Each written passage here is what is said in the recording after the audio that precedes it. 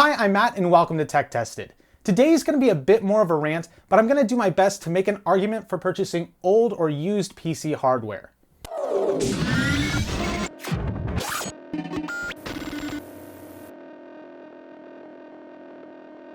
Now, just like you, I like new PC hardware too. Reading about the latest CPUs from AMD and Intel, or the latest graphics cards from AMD and Nvidia always get my juices flowing, and I really like to see what kind of performance numbers they can push. It's always fun to see how they're able to cram more cores and more megahertz out of every little bit, and it's always really exciting.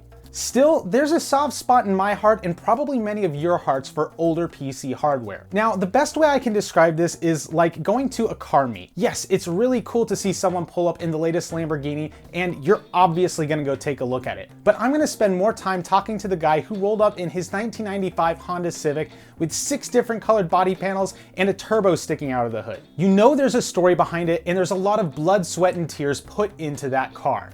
That same attitude pours over into the PC world for me. Now think about it. If you go to a LAN party and see a system with the most powerful CPU and GPU available in a crisp custom loop and enough RGB to make a pride parade jealous, well, that's really awesome. You're gonna go take a look at it. But you kind of already know what to expect, and the performance is just bonkers. And there's no other way to put it. It's just bonkers. That's cool, but if I see someone walk in with a system still sporting DDR3, has a couple of graphics cards, and a case as yellow as Big Bird, I'm gonna talk to that guy more than the guy with the high-end system. You know he's spent time tweaking that system to get every last bit of performance out of it, and he's got tales of poor drivers and blue screens of death to go with it. There's also the price that needs to be considered. The latest and greatest hardware is cool, but it's very expensive and often out of the reach of a lot of people. Yes, it often makes sense to go with more modern mid-tier parts than high-end older parts, but I still get the feeling that there's not as much heart and soul put into a system that you picked up off the shelf or off of Newegg versus a system you hobbled together with spare parts you found off of Facebook Marketplace. There's another really charming thing about old PC parts. They usually have a lot of headroom for overclocking. Back in the day, it wasn't uncommon to see CPUs getting an increase of over 1 GHz in their overclocks, which is, I'm sorry, to me that's just awesome that people are willing to put in the time and effort to get that out of their processors. It was also more common back then to just slap in a second graphics card to get additional performance instead of selling your current one and buying a new one. Now I realize there's some caveats with that because there's basically no driver support anymore for multi-GPU, but still, come on, it's really cool. Now I know it seems like I'm disparaging modern parts a lot, and I need to address that.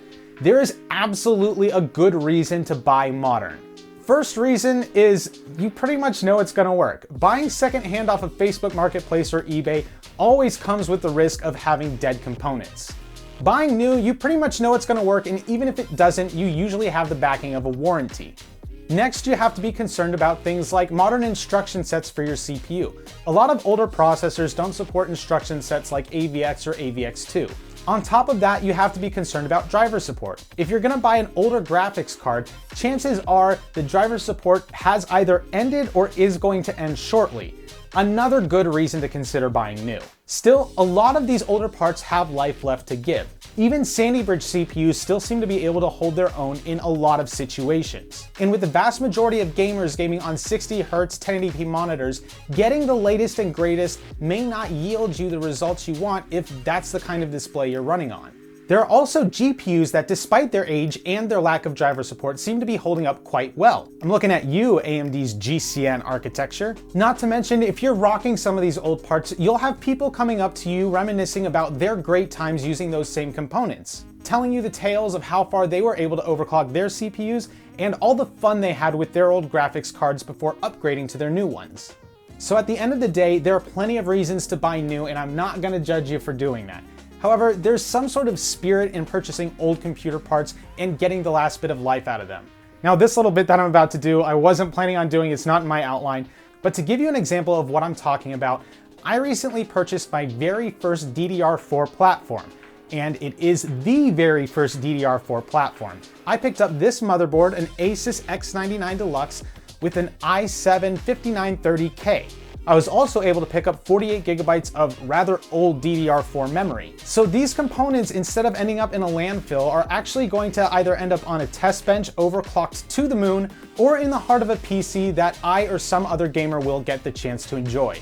So to the elites with the Ryzen 5950Xs and the RTX 3090s, I salute you. It's your hard-earned money that keeps the industry pushing forward with new technology and will eventually provide the rest of us with some really cool used parts. But to those of you dragging your old PCs, kicking and screaming into the 2020s to get the last little bit of life out of them, I raise a glass. It's the stories that you can tell about your PC that I really enjoy, and I really can't state how much I like the fact that you guys are still rocking some old hardware. As always, thanks for watching. Don't forget to hit like and subscribe, follow us on our social media platforms, and check out our Discord and our website so you can pick yourself up some of our tech tested merch. Also, check out our Discord and post pictures of your awesome builds. I really would love to see them.